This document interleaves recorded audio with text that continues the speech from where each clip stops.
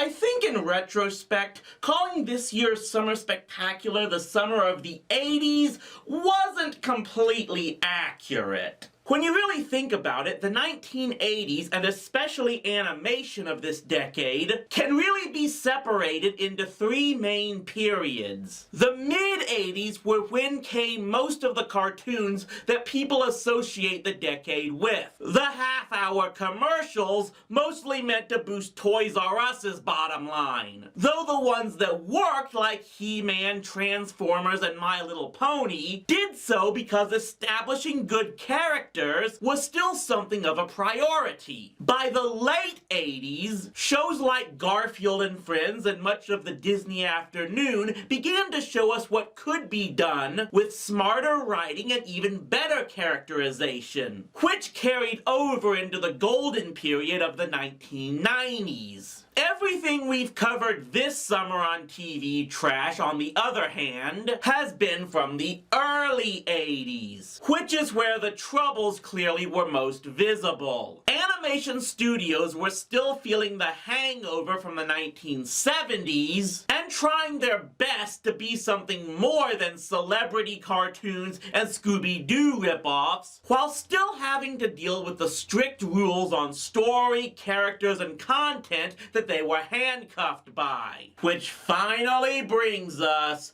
to the big one. And what surprises me more than anything is that I'm here reviewing something I probably could and should have reviewed a long time ago, and yet no one else seems to have reviewed either. How did this show escape the wrath of the internet reviewer world for this long? I am speaking, of course, of the Get Along Gang. Get along, gang. Each one's so special in his own way.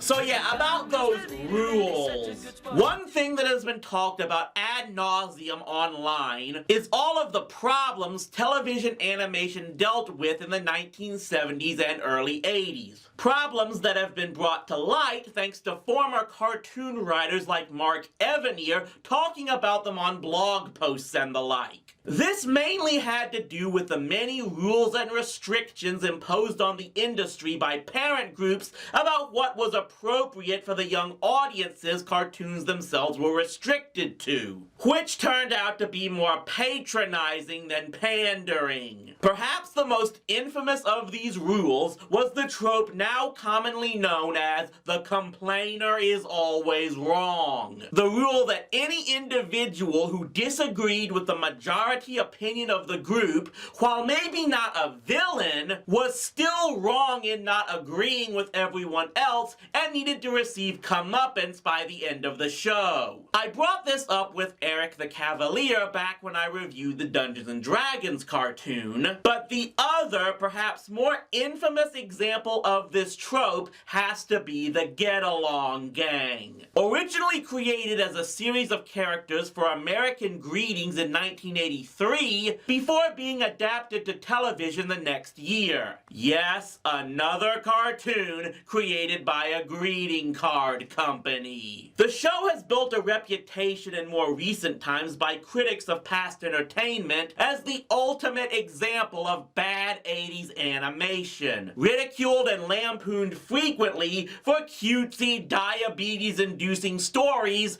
accused of trying to indoctrinate kids into never arguing or questioning anything. As bad as such a standard was to watch for many, it was even worse to deal with as a writer. So much so that when Evanier became head writer on Garfield and Friends and was given much fewer restrictions and more freedom, he created a new group of recurring characters called the Buddy Bears, who were directly meant to ridicule and lampoon the Get Along Gang. And And yet, with all that infamy and the internet reviewer fad now being a decade old, this show seems to have been spared an actual review by even the more well-known online critics of animation up to this point. Cartoon Hero, Animat, Huey Toonmore, Mr. Enter, not even the nostalgia critic himself has ever yet to do a full video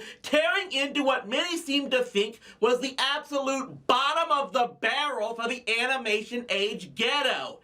Is it possible for something to be so infamously known that it defies reviewing?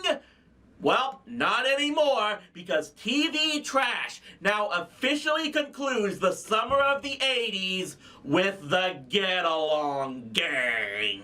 So you can't really start a review of the Get Along Gang without first going into the half-hour special that works as a de facto pilot. Especially since I figure this is where kids of the time got the first impression of the show, given the special's heavy distribution on VHS. The special was animated by the Canadian company Nelvana, whose credits in the 80s also included the Care Bears movies, the first season of Inspector Gadget, and the Strawberry Shortcake specials. Believe it or not, this studio is still in operation today, working on shows like Bakugan and a Hotel Transylvania TV series. Anyway, the special focuses on the main 6 members of the titular Get Along Gang who live in the town of Green Meadow and meet up in some abandoned train caboose they made into a clubhouse. Montgomery Moose, Dottie Dog, Wilma Lamb, Zipper Cat, Portia Porcupine, and Bingo Bet-It-All Beaver. Yeah, more on that name in a bit. There are other members and we will see them throughout the show, but these are the ones we primarily follow. The story is how they're all looking to take part in the scavenger hunt for the annual town festival. At first, quite a few of them are tepid on taking part because they've done it so many times before, but then Bingo decides to get the local ice cream parlor to beef up the grand prize. Unlimited milkshakes for, and an ice cream flavor named after the winner.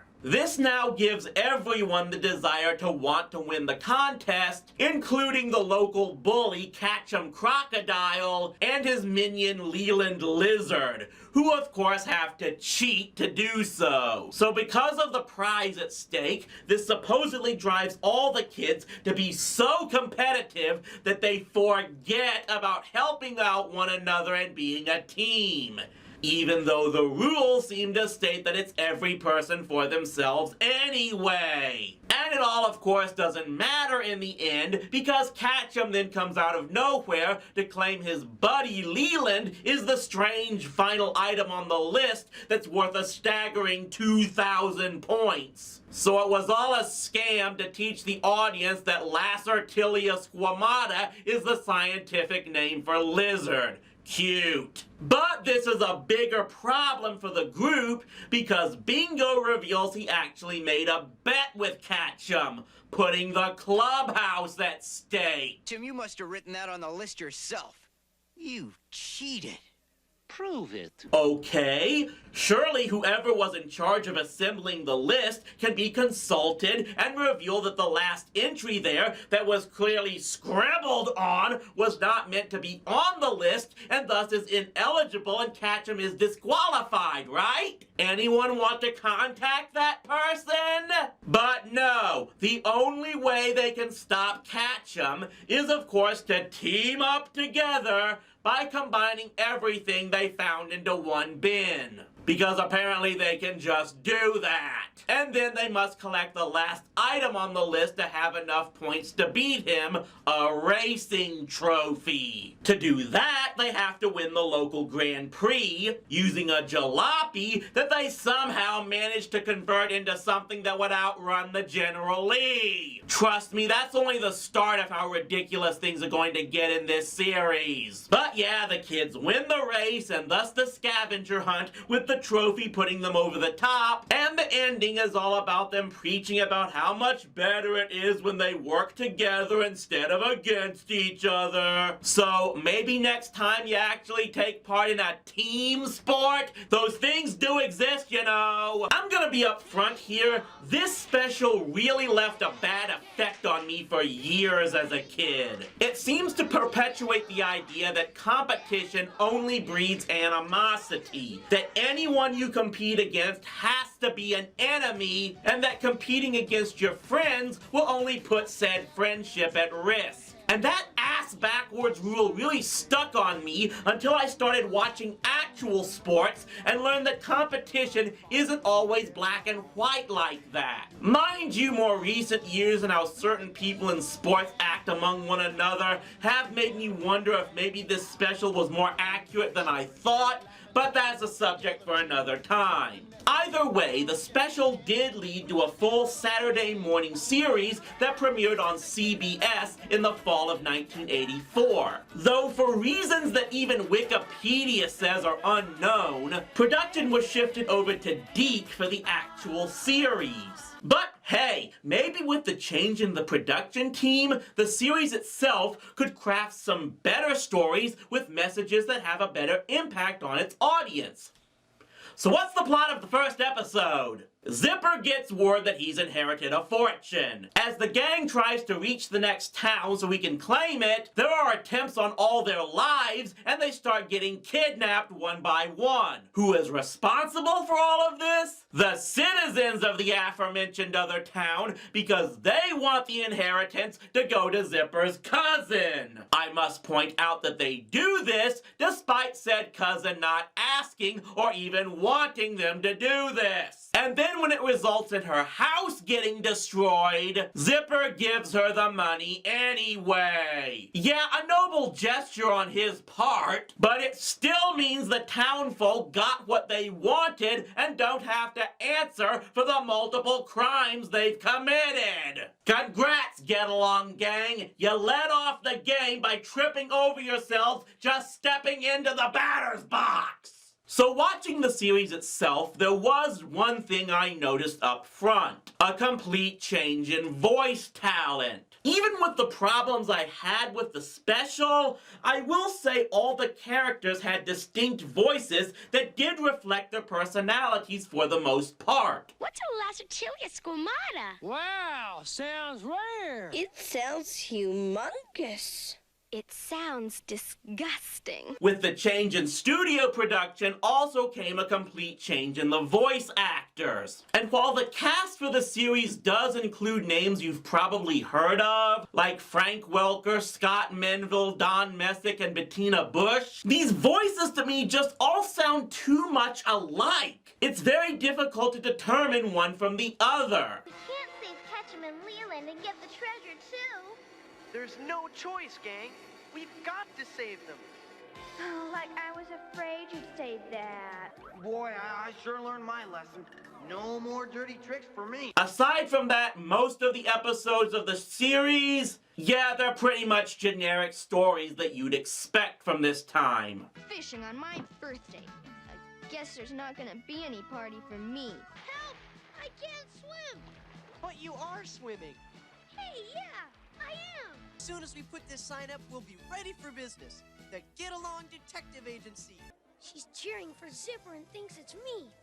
I can't even enjoy it. That brings us to the biggest subject of the entire show, Bingo. He's clearly meant to fill the same role that Eric was in the Dungeons & Dragons cartoon, the one who never goes along with the gang and thus always has to learn his lesson in the end. In this case, it's not so much that he's a complainer, but a troublemaker with a gambling problem. They even have one episode that rehashes the pilot special where he puts the clubhouse up in a bet against Ketchum again.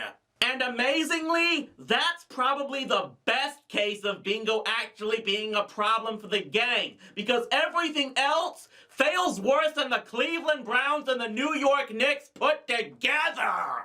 This show actually does a worse job using Bingo as that type than D&D did with Eric. At least in Eric's case, it was shown he was a spoiled brat who likely bragged about his status and griped about what the others wanted to do before they got trapped in the realm. It was just that there, all his griping was justified. With Bingo, he's not a griper or even a mean practical joker like, say, Roy from the U.S. Acres cartoons. He's just a good-natured, fun-loving kid who may make mistakes, but never intends to do harm to anyone, and often has among the best ideas to get the gang out of trouble when needed. And yet everyone else seems to act like he's this absolute menace to society who never does anything right.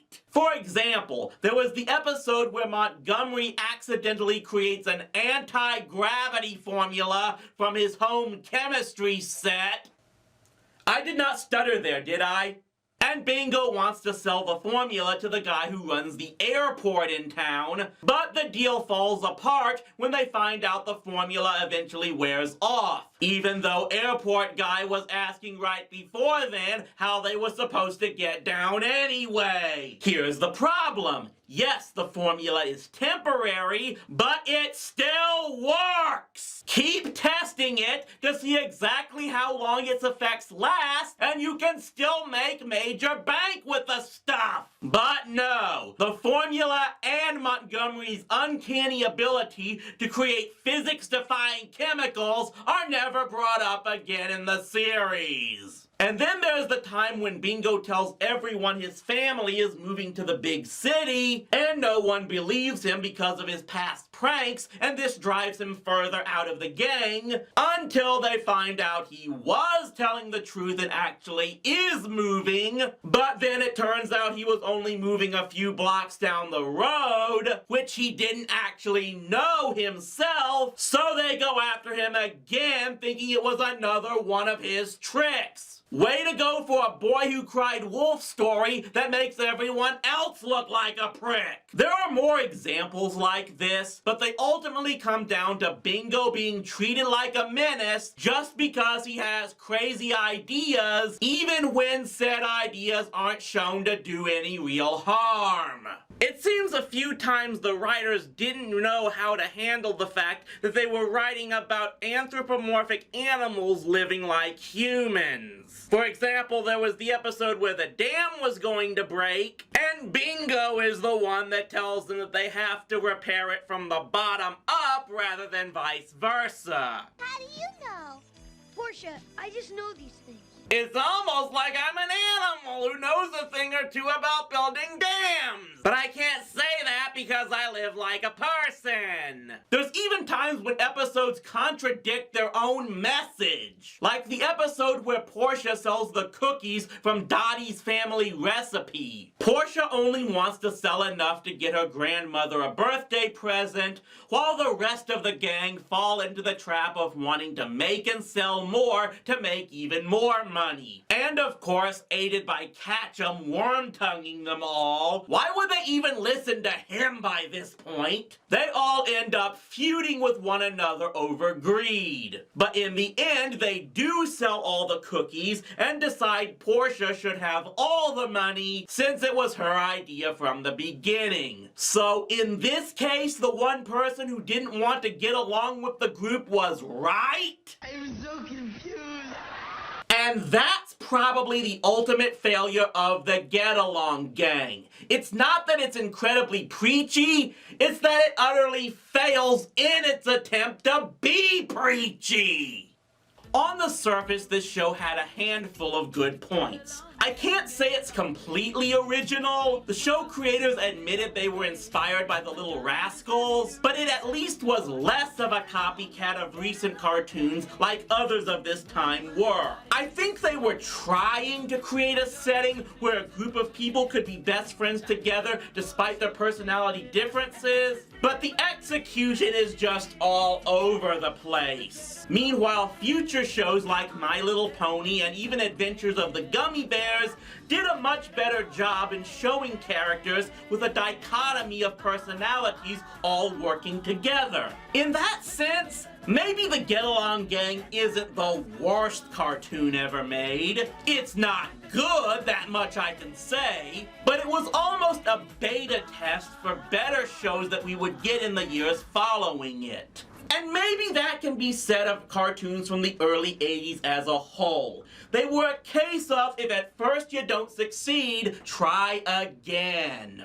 As bad as the cartoons of this period could be, the seeds for what was to come were there. Creativity developed slowly but surely, and things improved over time. Eventually, cartoon creators got the green light to not be saddled with so many moral restrictions on content, and then eventually could do so without the primary mandate of just selling toys. The result became, by the 1990s, a slew of cartoons that remain much more nostalgic to this day and left a far-lasting impact that launched animation into its renaissance. And what's important about that is, even if it looks like the world of animation today is regressing in some areas, there remain good points about it as well, with more recent cartoons featuring maybe some of the best writing and characterization ever. And they may not have existed if not for the growing pains of 30 to 40 years ago. Sometimes you have to hit bottom to climb back up, and the cartoons of the early 80s, while not great by any standards, were the first slow steps toward that upward climb. And hey, there could always be even worse. I mean, think of all the cartoons of the 80s that were so bad, they may have gotten little more than a pilot and nothing else. Thank goodness I haven't found anything that low yet, right? Oh, we are the Buddy Bears, we always get along. Each day we do a little dance and sing a little song. If you ever disagree, it means that you are wrong. Oh, we are the Buddy Bears, we always get along. Oh, we are the Buddy Bears, we never have a fight. Anyone who disagrees is never ever right. If you have a point of view, then keep it out of sight. Oh, we are the Buddy Bears, we never have a fight. Oh, we are the Buddy Bears, we're never ever rude. We'll sing and dance and laugh for you if you are in the mood. If you want to make us leave, then give us lots of food. Oh, we are the Buddy Bears, we're never ever rude.